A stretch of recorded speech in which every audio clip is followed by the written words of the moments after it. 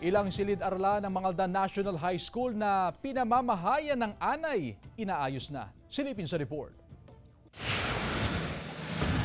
Maaari nang gamitin ng mga estudyante at guro ang 4 na silid-aralan ng Mangaldan National High School matapos isailalim sa rehabilitasyon. Pansamantalang hindi muna pinagamit ang silid-aralan matapos pamugaran ng anay ang kisame. Hindi na po maayos yung classroom na yon. Although matagal na pong classroom yun, it's a old classroom. Pero dahil nga sa gusto natin na magkaroon ng sapat na bilang ng classroom para sa ating mag-aaral, ay nakita ko po na kinakailangang i-repair yun kasi inanay na po yun.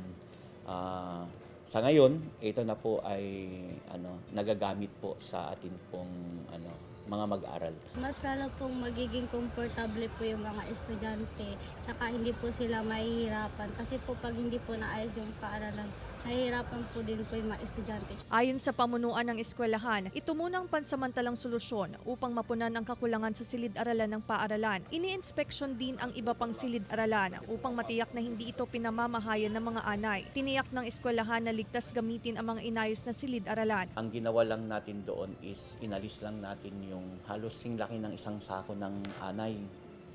Baka bumagsak kasi yun, delikado. Yun ang inaalis. Pero hindi ko na siya tinuloy na pinalagyan pa siya ng bubida, hisame, because sayang yung Basta importante safe yung mga bata since hindi sila nababasa. Kasama si Daryl Peralta, Claire Lacanilaw Dungka, One North Central Luzon.